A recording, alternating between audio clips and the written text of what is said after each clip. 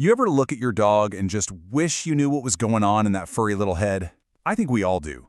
But what if I told you they are talking to you all the time? We just have to learn their language.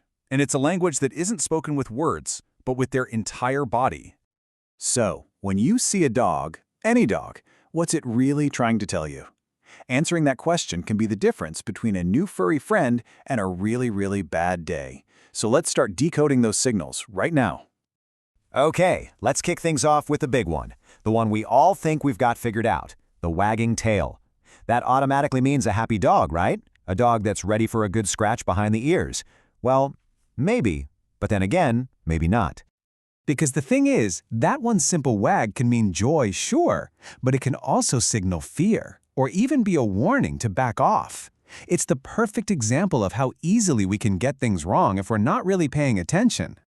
All right, so let's really dig into this. We're going to start by totally busting that myth of the simple, happy wag. A dog's tail is an incredible barometer for what's going on in their head, but you've got to know how to read it. So here's the deal. A wagging tail just means a dog is emotionally revved up. That's it. Now that arousal could be positive, like, yay, you're home, but it could just as easily be negative, like frustration or a warning. The wag itself isn't the whole story. It's just the headline. To really get what's going on, you've got to look at three key things. First, the speed. A slow, lazy sweep is a pretty chill dog. A fast, tight, almost vibrating wag, that's a dog with a ton of energy, for better or for worse. Then there's direction. And get this, studies show dogs tend to wag more to their right for positive feelings and more to their left for negative ones. Kind of weird, right? And finally, height. A high, proud tail means confidence. A low, tucked tail is a dead giveaway for fear. Now, there is one exception to the rule. One wag that is pretty much always a fantastic sign. The helicopter wag. You know the one, when their tail is spinning in a full circle. If you see that, you are looking at one seriously happy dog. It's just pure, unfiltered joy. Okay, so the tail is a huge piece of the puzzle, right? But it's still just one piece. To really get the full picture, you have to look at their entire posture, their whole body. And this, right here, shows the two extremes perfectly. On one side, you have a confident, assertive dog. See how its weight is forward? It's making itself look bigger.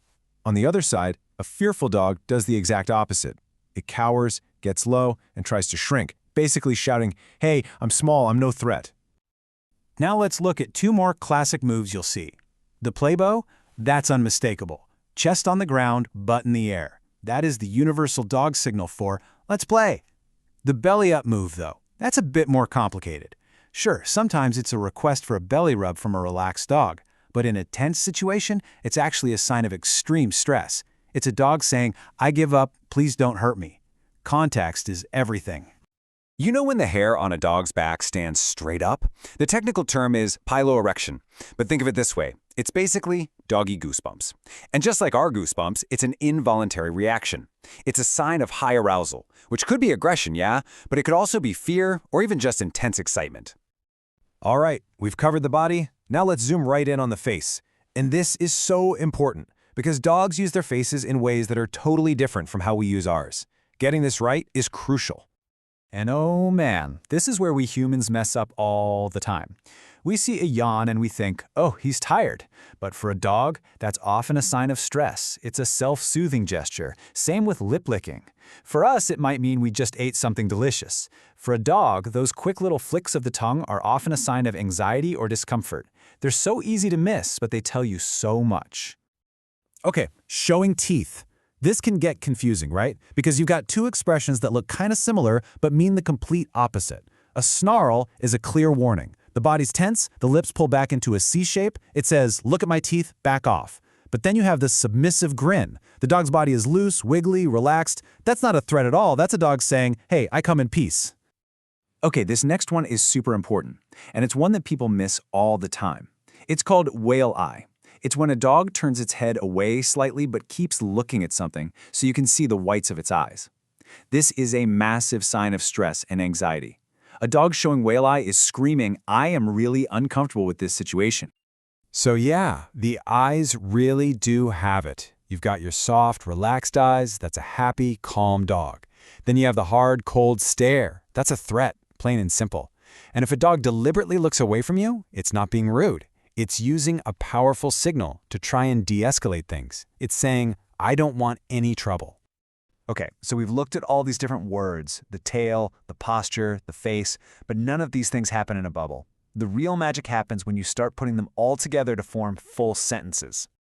And this right here is probably the biggest takeaway of all. No signal ever happens in a vacuum. You have to read the whole dog. A high tail by itself might just mean confidence, but a high, stiffly wagging tail plus a hard stare plus raised hackles, that's a full sentence, and it's telling you something very, very serious is about to happen. So how do you actually do this? How do you become a master dog decoder? Well, it really boils down to 3 simple things. 1, always look at the whole dog, head to tail. 2, always think about the context, what's happening around you. And 3, get to know your own dog's normal, relaxed state, their baseline. That way, you'll immediately know when something's off. Because what's so cool about all this is that it's not some impossible secret language. Your dog is talking to you constantly. They're telling you what they need, how they feel, what they want. We've just gone over the basics of their language. Learning their language, it just makes everything better. It builds trust, it helps you meet their needs, it prevents misunderstandings before they even start. It's a total game changer. So the only question left is, now that you know how, are you ready to really listen?